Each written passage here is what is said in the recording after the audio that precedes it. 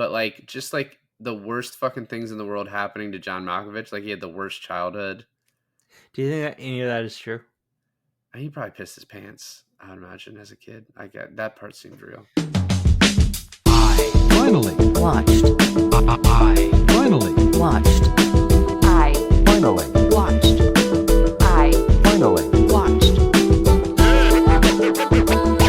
I finally Watched. Hey everybody, welcome to another episode of I Finally Watched. This is David. Malkovich, and Malkovich. And that was Alon, and we finally watched Being John Malkovich. Malkovich. So when I told Garrett we were doing this, and he's like, that's like one of the weirdest movies I've ever watched. And then you finished this a few days before me, because I'm still battling the disease that's inflicting my body. And you were like, Syphilis. yeah, I don't have a cure. I think the doctor said no cure for that. And you were like, it's so fucking weird. You're like 30 minutes in, it just gets so much weirder. And I gotta say, it was not as weird as I was led to believe by you two. Really? Because the point where I was like, all right, I can digest this, and this is like weird, but it's like, yeah, I get it. It's like a guy goes through a door into like this like outer sci-fi world. It's like we've seen it a million times before, right? For me, the weirdest part of the movie was when the monkey finally came over his childhood trauma. No, yeah. I love that arc though. That's important. It is important.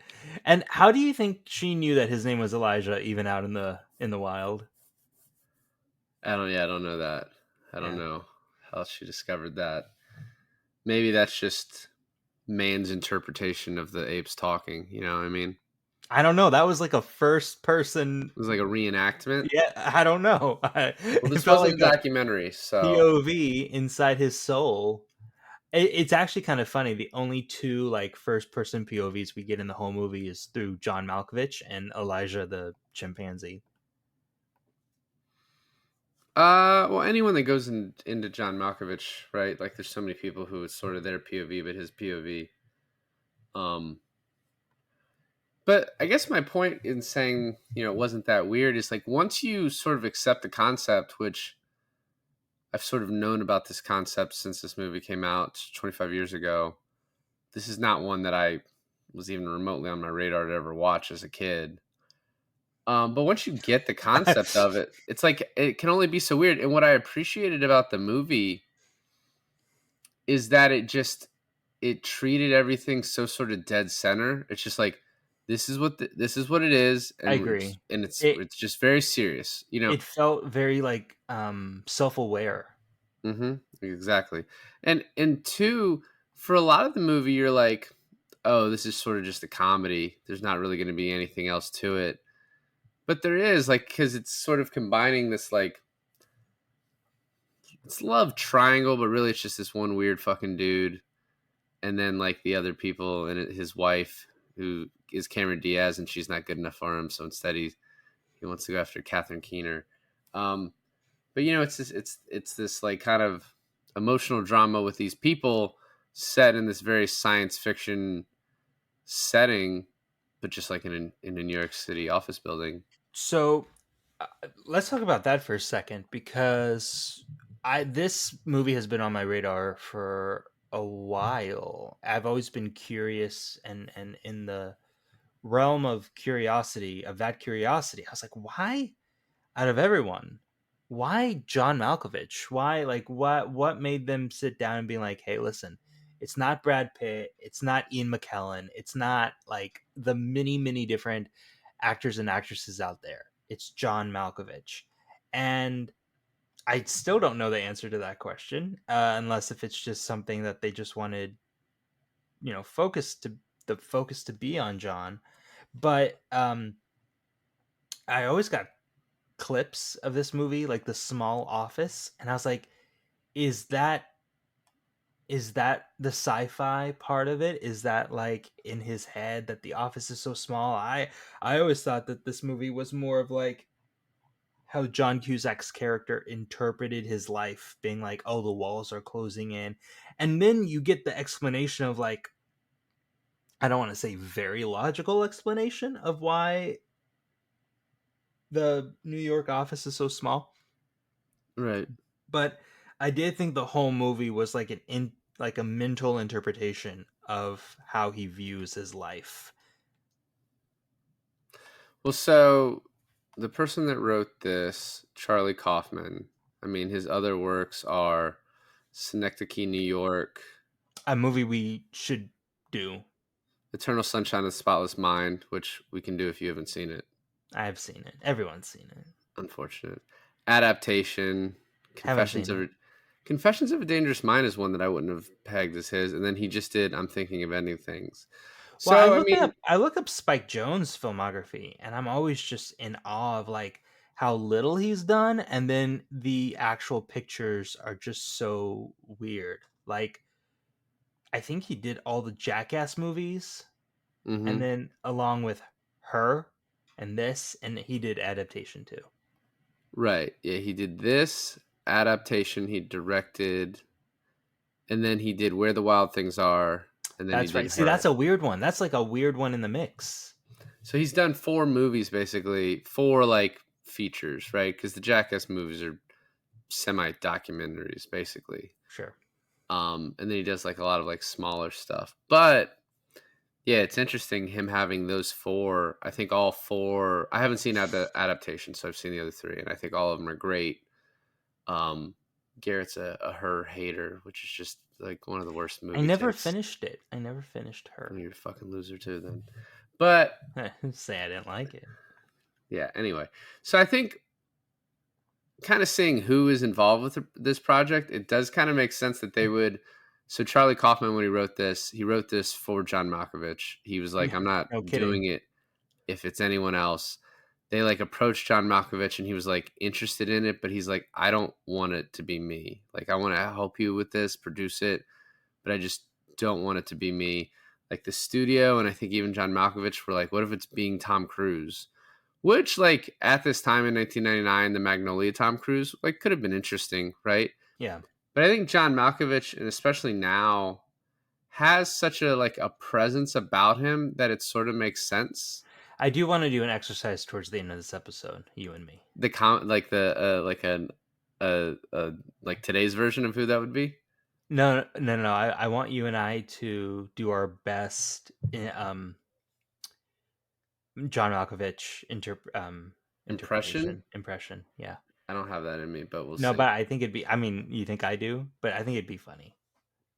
That's great that you think that. So I don't know, when you like have that as your choice, you're like, oh, John Malkovich. I think it just kind of is funny. Like that makes like it's someone that people know, it's recognized. They sort of they have this in joke in the movie where people are like, I know that you're an actor, sort of. You're that You jewel did thief that guy, right? one movie about the jewel thief, yeah. Which is not true. Like not true. So but at the same time, like if you really know him, like know of his work. See, it's funny because I know like two things from with John Malkovich in it, right? Besides this movie, I know Con Air Okay. and I know Red. Well, he's done quite a few things. He did I know he's. Rounders, like he did Rounders the year before this. Is that the one about the jewel thief? So that's the one about the poker game. Is there one about a jewel thief? Apparently, he did a Jewel Thief movie in 2003, from what I read, like with Mr. Bean or something. Yeah, but that makes no sense because this movie came out in '99. Yeah, that was the fucking joke, you Okay. jackasses, that it didn't exist, that everyone kept thinking it. Okay. Good lord. So I don't know. To me, it works. I think if you have a bigger star, it's sort of like kind of changes the movie. It kind of collapses on itself if it's a bigger star, how I feel. And if it was a smaller star, then it also kind of collapses on itself. We should do what you suggested, is kind of think of that level of stardom that John Malkovich has and try to figure out who could be. Well, yeah, we'll see if that comes to fruition at the end. So this movie, I think we can just get into it a little bit. it starts out just with a marionette show, a puppet show, Yeah. and it's so weird. I think that's like the weirdest parts for me is like Craig, played by John Cusack in the beginning, just like really into his marionettes, and then he like is unemployed for reasons that are sort of like left up to interpretation because he says at one point he's watching Derek Mantini, who I think is his former boss, do a marionette show off a bridge of Emily Dickinson, and he's like, I wish talking to the monkey, like I wish you didn't, I didn't have consciousness because I raised issues. That's all I did was raise issues. You're like, I don't even know what any of that means. Interestingly enough, there was this. I bought the Criterion for this, and it came in with a little pamphlet with a little. I was going to call it an interrogation, but it's a interview. That's the word, with Spike Jonze and a film critic, and the film critic was going into like, and so this part where he talks about his boss, that's like the real villain of the story, right? Like he's kind of orchestrating this whole thing in John Cusack's life against John Malkovich. And Spike Jonze is like, I I don't know what you're talking about. You're reading way too much into this thing for it to be like that. And then like a couple questions down, Spike Jonze is like, "Yeah, you're just not reading enough into this movie to fully understand this movie." Like I don't even think Spike kind of knows what's going on. Uh yeah, I don't know because there's like one look at when you start watching this movie, I was like, oh, I don't know, this isn't that weird. It's just a comedy. But then like the kind of the aspect of the weirdest part to me is like the interpersonal relationships. It's like once you accept the that you can become John Malkovich thing, and it's just sort of a part of the story. The interactions with Craig and Lottie, um, Yeah. and Maxine are sort of just so odd, Yeah. and the Maxine character especially, like Lottie's like an okay person, but the other two main characters are just like not like they're like fucking horrible people that you don't want to really be around. And it's kind of funny because Lottie falls in love with Maxine being John Malkovich and herself being John Malkovich, and like that whole thing to a point where John Cusack's character Craig is kind of out of the movie for a bit, Mm-hmm. Right. and the focus is on Lottie and her struggles into finding, she thinks she's a trans man at one point, and then she's like, well, am I a lesbian? And it's almost like this like self-searching of self-identity through being John John Malkovich. Malkovich. Yeah. Yeah. So a couple like the gags in the beginning that we can just go through quickly. I love his like puppet show on the sidewalk where the kid is watching it, and then the dad realizes what is happening and punches him. Yeah, it's great. And then he finally decides, I need to get a job because my wife is telling me to. Just like the idea to have this side plot of like she just takes care of animals. She's a vet, and so there's always animals. And like her husband's like secretly or not so secretly like fucking hates that there's Hates animals this. everywhere. Yeah, yeah. And like just wants it's really like understated the fact that Craig really just cares about himself. It's kind of insane too because, dude, I did not recognize Cameron Diaz. I thought it was the actress that plays what's the actress's name that plays Edie in Heat? Oh, Amy Brenneman. I thought it was Amy Brenneman at first. Yeah, well, after a while, you probably figured it out. I guess when she was brought onto the movie, she didn't realize that they were going to make her look like completely not like herself. So I was like It taken aback was a little bit from. it was really good though. Like the Mhm. makeup and everything was really good. Yeah. So he finds this job where it's like just looking for a man with fast hands. I still don't know. Like he's just filing. Dr. Lester's like a doctor. I don't know. Like I don't know what actually Dr. Lester does. I don't think Dr. Lester's a doctor. He's a captain. He is a captain.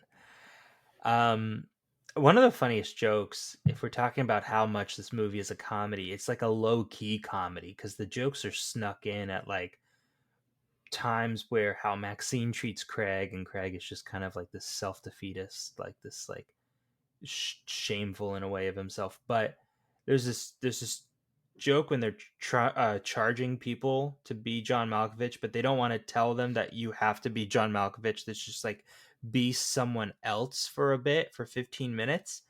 And there's this guy, and he's like, "Oh man, I always wanted to be someone else." And then they go, "John Malkovich," and he's like, "Well, it's not my first choice, but that'll work." He's like, that is my second choice. Yeah, I was Um, like, that is so funny. so then just the idea of having this seventh and a half floor, which is a gag that like doesn't pay off in any other way, right? It's just a gag at the Well, I beginning of think the this movie. is what Spike was talking about in that interview. Is like, is there more meaning in the representation of the 7.5 floor? Here's the thing, though. There could be, but it also doesn't matter, right? Right, If you exactly. don't see it, it doesn't change the movie to me at all. And if you do see it, you get to be snooty at parties. Um, well, not anymore because I haven't talked to anyone about this movie in a while. Um, but then the bit with Florence when she can't understand people, so it's there the issue. And Dr. Lester's like, I just I'm so sorry about my speech impediment. yeah, it's like so funny. It's not surprising that you just cannot understand a word I am saying. It's like, Dr. Lester, I hear you perfectly fine. Oh, you're so sweet. There's no Well, reason he's to be like, like when this. he walks in, he's like, actually, my name's Craig Schwartz. And the guy's like, can we get security up here? He's like, no, no, no. Like, I am the right person for the interview. Well, that's why I think a little bit is like a self-identity problem. It's like, yeah, you could look at the lost in translation thing as a bit and a gag, but it's all about self-identity and losing that and then gaining that and then losing it again. Yeah. You're pretty fucking satisfied with yourself Pretty there. I'm the snooty one at the party. I do like how the explanation for the 7.5 floor is in the intro video to them getting started at working here and or working at the 7.5 floor. And it's all because this really long time ago, the guy who was a ship captain who built the building fell in love with a little person, and then he just built this floor entirely for her. Somehow between the seventh and the eighth, which doesn't, It's also fucking hilarious that the only way to get to it is you have to hit the stop button on the elevator right at the right time and then open the fucking door with a crowbar. yeah, which I love the detail of like you can see the crowbar marks on the door. Yeah. So then he watches this orientation video, and then Catherine Keener in the back, which I'll just say once was so hot in this movie. Like, What else? I know she's been in other stuff. I recognize her obviously, but I'm trying to well, think. there's a fan theory that Get Out is in the same universe as this. She plays the woman who with the Holy T. shit, she plays the mom. Yeah, Yeah. so Into the Wild, she's in. The first thing I ever saw her in was 40-Year-Old Virgin with Steve Carell. That's it. That's what I'm thinking of. Yeah. Yeah. Um, yeah, but not to be too lecherous, but I mean, so like that part is she's supposed to be that under this part, and she did it. But she just basically like, oh, this video is BS. And so like, he goes home, his wife's like, let's have a baby. And he's like, oh, let's see how this job pans out. Cause he's just basically, he's already having like an emotional affair. And when he comes back the next day, it's like fucking, it made me cringe so much when he's like, I think you're right about that intro video being bullshit. And she says, and 50 other pickup lines or 50 other lines to get women. I was like, holy fuck, that hurts so bad. Yeah. Yeah, but she's so on it. I'm like, I really like her, how much she's absolutely destroying him. But another funny thing was him, she's like, if you can guess my name, I'll go out for a drink. And he's like, and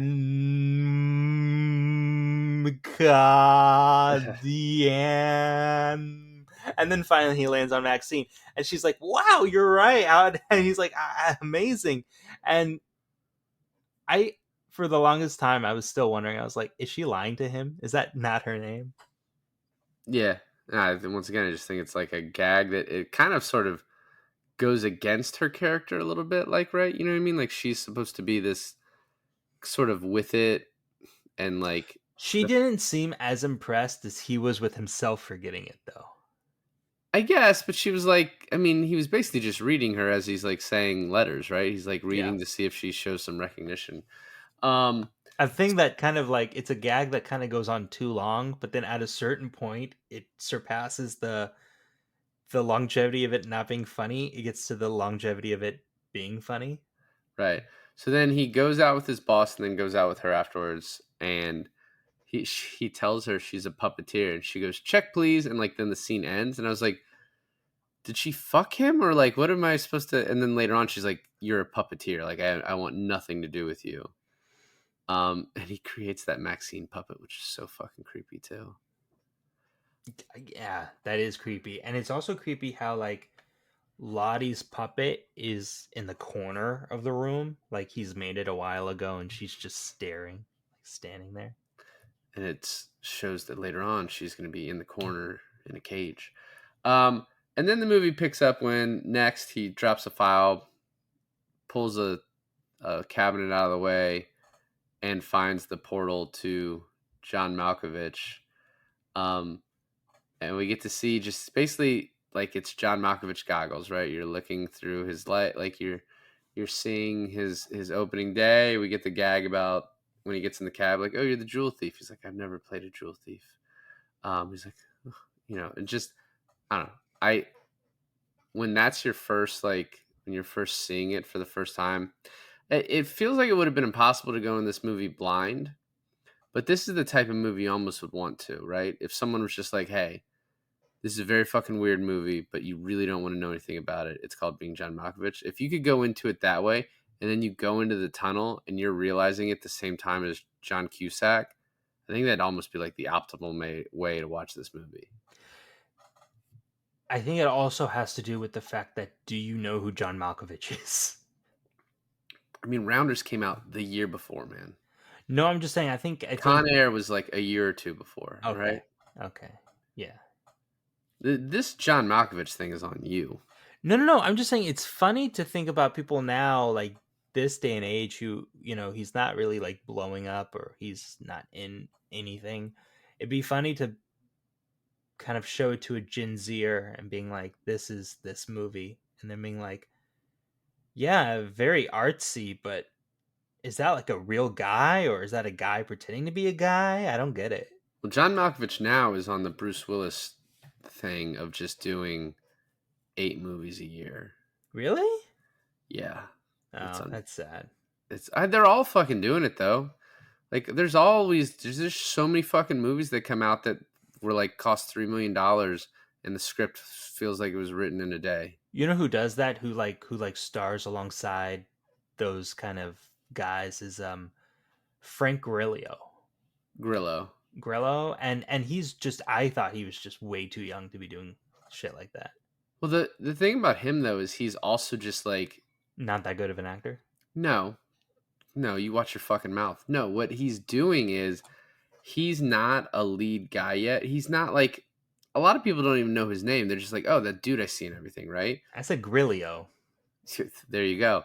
But he doesn't get the stink of like, "Oh, you're just taking these paychecks." It's like you see him in a bunch of you see him in these like smaller movies that like you're like, "Oh, okay, I guess that makes sense. He would do that." But then when he's in big stuff, you're like, "Oh, fucking there he is." Like, you know what I mean? Like whereas it almost feels like John Malkovich has been in a lot of stuff, a lot of like highbrow stuff, and now he's doing this. Like, what are you doing?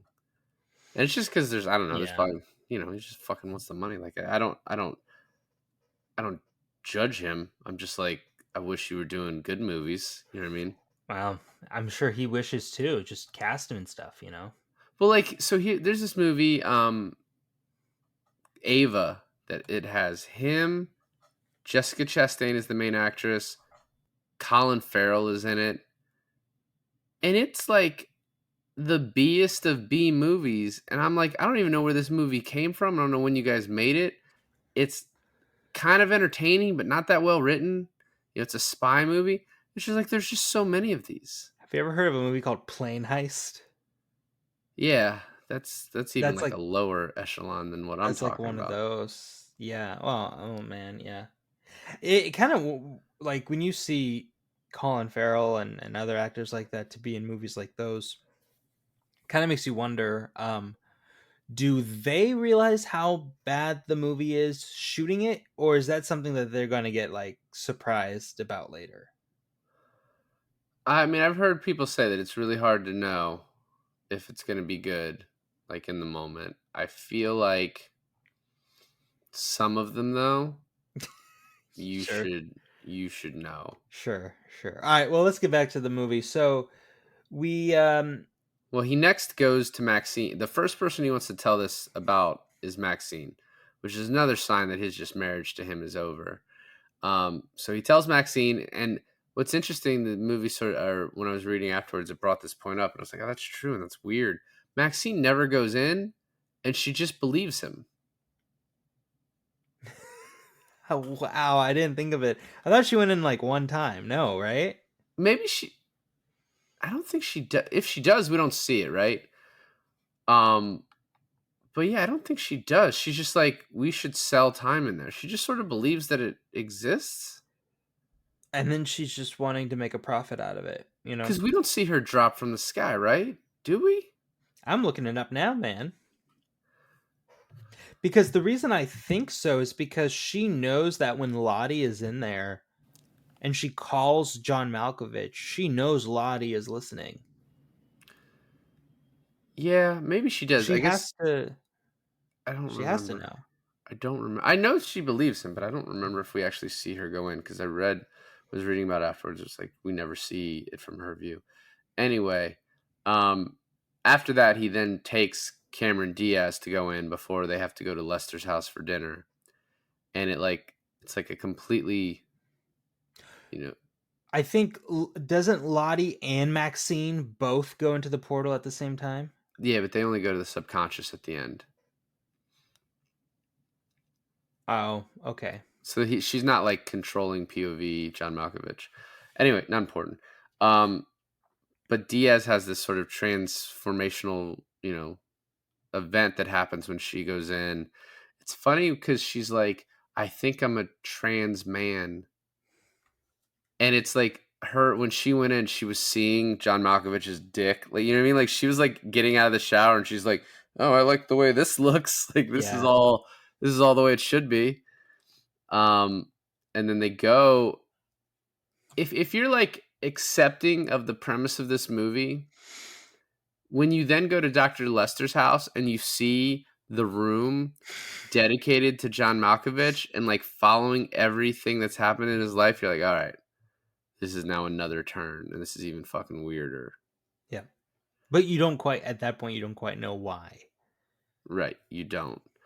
Um, and then Lottie decides she needs to go back in, and she has dinner with Maxine while she's in John Malkovich, and then she's like, I need to go back in again, and they have their first customer, which is kind of like we already talked about.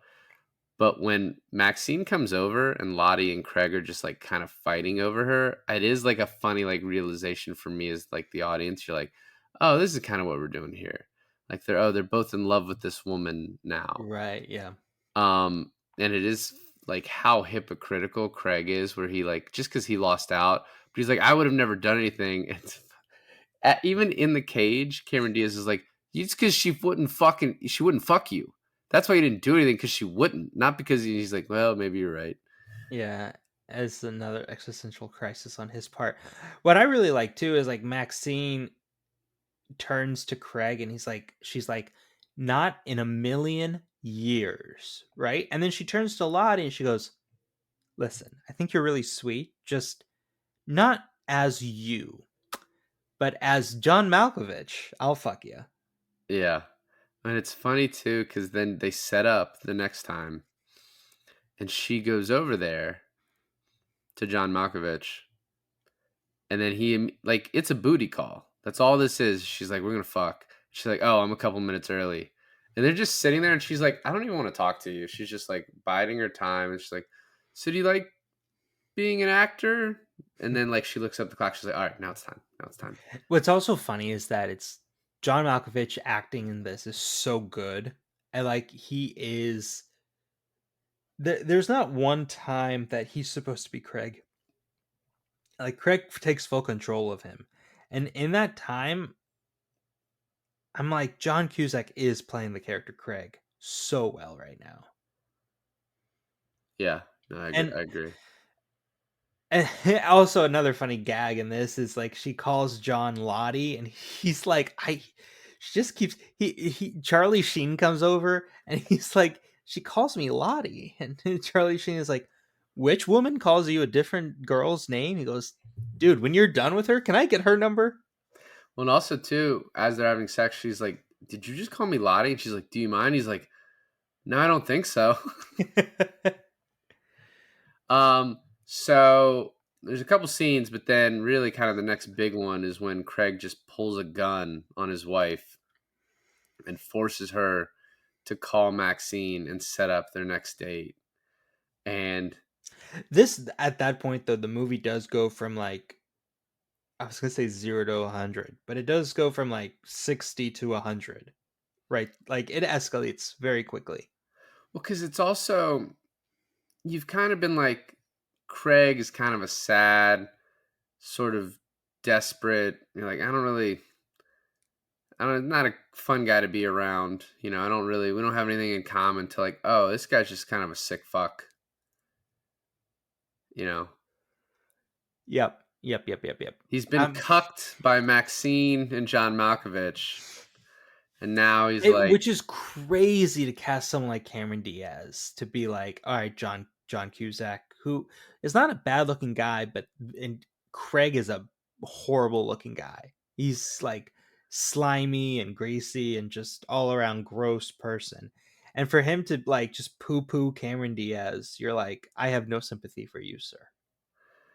right. What's funny too is when he fully takes over John Cusack, he makes John Cusack grow out his hair and like Oh, you mean John start. Malkovich? Yeah, John Malkovich. Sorry, he makes John Malkovich like grow out his hair and look like him, and like just because it's showing like the selfishness of that character. So John Cusack enters the body of John Malkovich and has sex. And afterwards, he's like, "I made him move his arm across your girlfriend's glorious tits, and I made him talk." And you know, it's just, I don't know. It's just the lines are like so kind of funny, even though he's being like A creep? a creep. Then John Malkovich is becoming aware of what's happening. Charlie Sheen shows up, which you just talked about, which is a very funny, like almost kind of bit of stunt casting, just because it doesn't really matter Yeah. who that is, but it's like when you see Charlie Sheen, you're like, oh, that's fucking funny. I think he was one of my favorite parts of the movie, actually. Just because he's you don't really expect another actor to be playing himself coming into the frame. Right. And then one of the coolest scenes to me is when he starts following Maxine, John Malkovich does, and he finds the business. Yeah. Which is funny because this whole thing is built around this business that they're starting. They don't cover it too much because you obviously, like, you can't, like, what's the point? You're not going to show how the accounting's done. But it almost like you get back to that part and you're like, oh yeah, they're letting other people in here. This isn't just for their fun times. They're making like a ton of money off of this. You know, 15 minutes, they go from what, 9 p.m. to 4 a.m. So that is 7 hours, Okay. Yeah. $800 an hour. So they're making what, $5,600 a night? And that's under the table. That's cash business. They're not taking PayPal. It's about 40 grand a week. That's, well, what is that? 40 grand a week. Are you doing 7 days a week you're staying? Then you Yeah. don't think, I gotta think they take us. Well, you know, Saturdays, Sundays are probably big days. And the office is closed. The half floor is closed. Why not? Yeah. No, you're probably right. So he discovers all this and he's like, I want to do it. And I love the way John Cusack is like, all right, yeah, well, one time, compliments of the house. Like, it's his fucking mind. What do you mean? And that scene where he goes in, it's just John Malkovich is everywhere, is like, just kind of perfect because you're like, what would happen? It is like a paradox if you think about it, but then they completely change the game on you that it's just this like altered reality where everyone's Malkovich talking like they're fucking Pokemon. Like all he can say is his last name. And it kind of drives him crazy until he spit out. See, one part of this we haven't talked about is that after you spend 15 minutes inside John Malkovich's head, you get spit out on the New Jersey Turnpike, and that is never like looked into any more than look, this is just what happens. I mean, what are you gonna do? You know, like it's just the way it is. That's It where. is. I do think it's funny how John Cusack has to kind of create a shuttle at this business that's like Maxine has to look after like the front of the house, and then John Cusack has to ever so often, like every hour or so, pick up like the last four people that were spit out onto the freeway. Yeah, I wonder. You should get a discount if you're like the first of the hour and you have to wait there. You know what I mean? Ooh, that's good. Yeah. Or it's like, hey, do you want to pick like do you want me to pick you up or are you going to get a cab? And if you're going to get a cab and you're not going to have me drive out there, then it's like $20 off. 175. Yeah, Yeah. yeah, I agree. That's yeah, but that's the trials and tribulations of starting a business. You know what I mean? It's the hot thing right now, so people are just gonna pay. I love John Malkovich gets out of his own mind and it's like, I've seen things no man should see. And he's like, you'll be hearing from my lawyer. Um, and then he goes home. He still has Lottie locked up. John Cusack does, and he's like, you know, giving her this act of like, oh, maybe I'll let you out, and I'm so wrong, and then just has her call Maxine again to set up more sex. But then you talked about the monkey helping her escape. And then this is like a twist. I don't know if you could see coming where she calls Maxine and says, no, you had sex with Craig. And she's like, whoa, actually that's pretty impressive then. I kind of like that. And Lottie's like, what the fuck? What do you mean? So, just wanting to go back on the monkey real quick. It is set up through the whole movie that the monkey Elijah is going to therapy, and Lottie is very adamant about him making his therapy sessions. And whenever that comes into question, she just explains it away. She's like, well, he has a lot of childhood trauma to work through. And then we actually get to fucking find out what that childhood trauma the monkey Elijah experienced about not being able to untie rope. It's just so bizarre. But I wouldn't, it's also so integral to the movie because her escape leads her to Dr. Lester's house, which then we get the whole explanation on why is there a door to Malkovich. Yeah. So she goes to Dr. Lester and By basically the he's by the way, apparently her out in the rain and changing into his overly large man robe um, is a reference to Hitchcock's Vertigo. If you didn't know, you son of a bitch. were you gonna say that? No, just Oh, okay, you're the pretentious guy at the party right now. okay. And basically Lester just explains like, yeah, I'm this captain and I've been using vessels. He's Captain Mertens, which is the guy who started the building for the short lady in the beginning, I believe. Yeah. Um, and I just use different vessels, and me and all my friends are gonna pile into John Malkovich on his 44th birthday. That's basically the plan right now. And all while that's happening, Maxine shows up to John Malkovich. She calls Craig out, and he's like, "Yeah, I'm actually controlling this guy." Um, and then there's this like fucking weird interpretive dance that he does that I thought was pretty good. It mimics his puppetry in the first opening. Post coital, after sex, and then they're clearly going to do it again. I actually think it's quite beautiful. Yeah, no, I liked it. Um, Did you? and then he tells Maxine, I'm gonna turn over to puppetry as John Malkovich. And they go to his agent, and it is a funny little scene with this guy, who I think the last thing we saw him in was kicking and screaming when we did that movie. Yep. And he's like, sorry about the cunt at reception. He just keeps saying it. She's like just a normal lady who's like just doing her job. And he's like, you want soup? Chicken noodle soup? You want soup? And then that's something I expected. It's like 8 months later, and Maxine is pregnant, and he has let his hair grow out, and he's just watching a program About John Malkovich. about himself as John Malkovich. Yeah, reinventing puppetry. and about Maxine and how she, helped create him. Yep. Um, and then we at the same time get to see Lester and Lottie and all those people watching this, and they're like, "Don't worry, this travesty is going to be over shortly." And then he watches the end of it, and he's like, "All right, well, I'm going to go do this puppetry thing that I got going on." And then when he comes back, they have kidnapped Maxine. And this is like, from here on, it's a very kind of like short, quick ending, but we get like a lot that happens, right? So they're like bluffing that they're going to kill Maxine. And then Lottie's like, fuck it. I can't have you. I'm not letting him have you. And she basically chases him into John Malkovich's subconscious to try and kill her. And we get to see, have you ever seen the movie The Cell with No. Jennifer Lopez and Vincent D'Onofrio? No. And that part is kind of very similar to that, where it's just like, Yes, but it also reminds me of Spotless Mind. I guess I haven't seen that in forever, but like, just like the worst fucking things in the world happening to John Malkovich. Like, he had the worst childhood. Do you think that any of that is true? He probably pissed his pants, I would imagine, as a kid. I get that part seems real. No, I don't know. I don't know if any of it's real.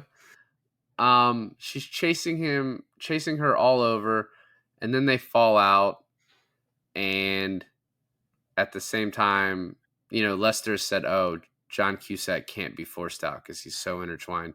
Can we also mention that it was on one of the nights that they're selling tickets for people to go in there? So there's just a random guy also in there, and all three of them get spit out.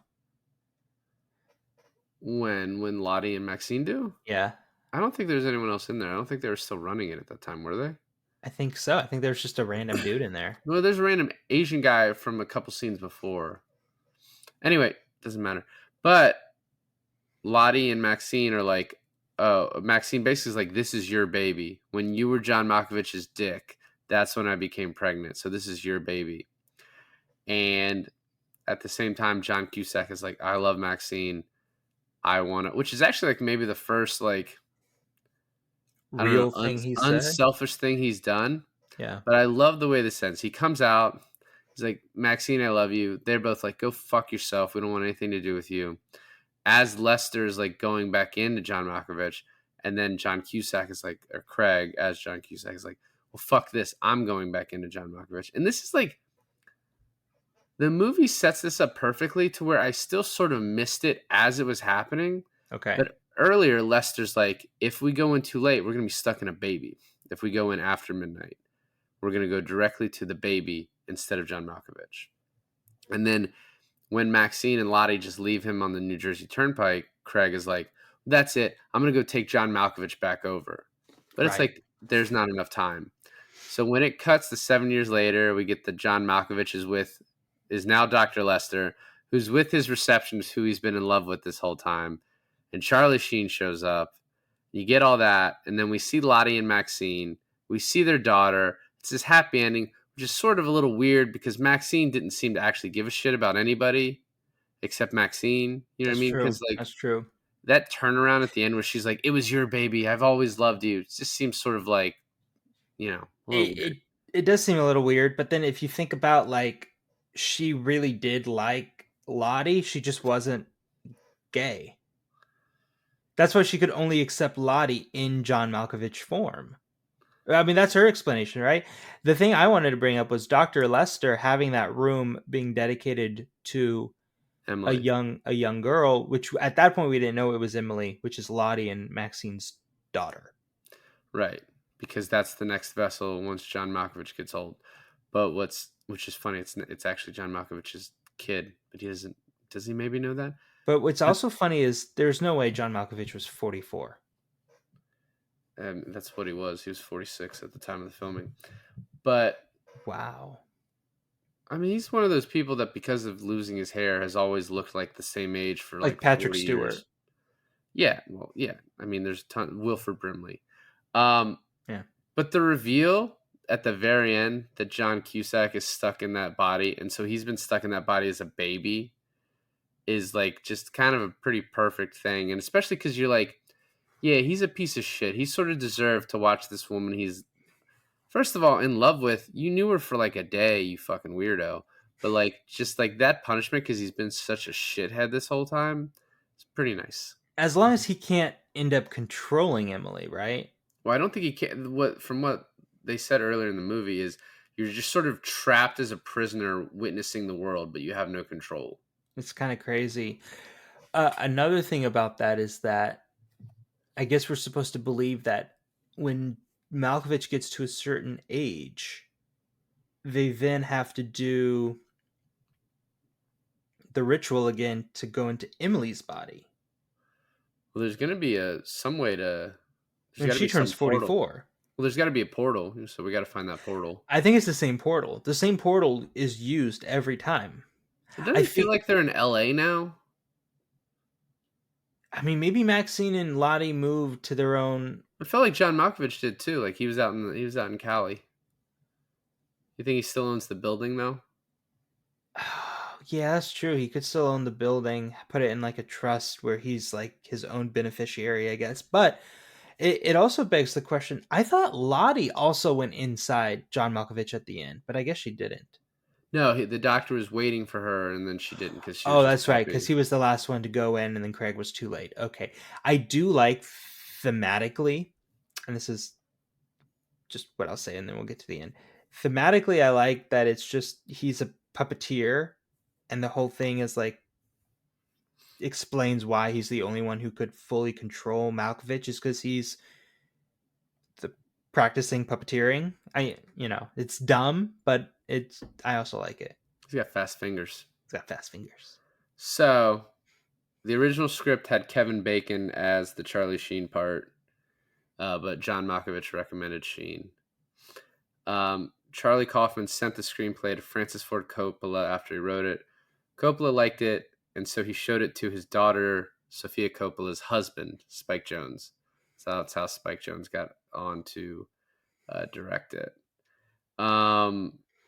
What's that conversation like?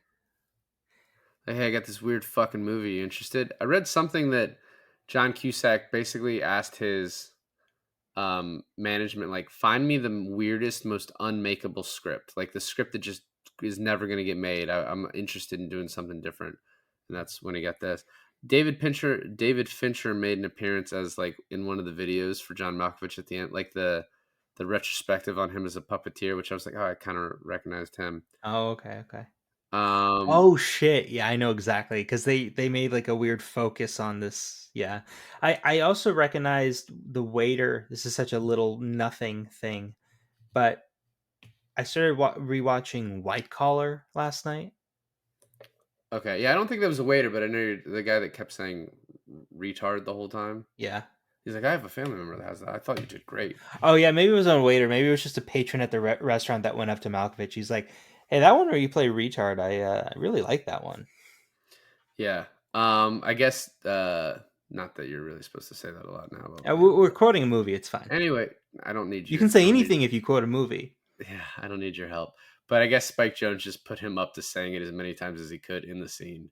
So It's that's why pretty it's sense. good. It's like it's another funny bit. So when Craig enters the portal for the first time, he has a wooden plank. He points out to Maxine that he doesn't have it when he comes back. And then he pulls it out. The last time he comes out, he has it, symbolizing that he wasn't going back in. And then this is interesting. I'm just going to read it. The original script, instead of Craig making Malkovich a famous puppeteer, he announced to the world that the master puppeteer and Malkovich was his puppet. That Craig is the puppeteer and that Malkovich is the puppet. And then Mr. Flemmer is actually the devil and tries to convince Craig to get out of Malkovich's mind so that he and the group can take over the world. That's insane. Yeah. Yeah, that's kind of crazy. Who do you think would play Malkovich's part today? So we talked about Colin Farrell. I thought that was actually that would be a pretty good one. You want someone mid Being 40s? Colin Farrell. This is a great one. I think this is the one that wins. He's obviously a little bit more famous, but Joaquin Phoenix, I think would be fucking That's perfect. a good one. He's a little too old though. I mean, he was born in 74, which makes him 50 right now. Malkovich was 46. So Yeah. Okay. Wow. Some. Yeah. he Some looks people. younger than Malkovich does in this movie. I guess you're right. But I I think don't he would know. be kind of perfect in that, like, he sort of has this reputation in his movies as being a little. I talked about this in one of the episodes, being a little fucking weird. But then also, I think he does have the ability to be a little bit funny. I got a better one. I don't think you do, but go I ahead. got a better one. Being Willem Dafoe. Well, first of all, Willem Dafoe is maybe the same age as John Malkovich, like currently.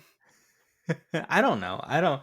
I think Willem Dafoe would be like a fun one. If you pick someone like someone newer, I think being Pedro Pascal could be fun.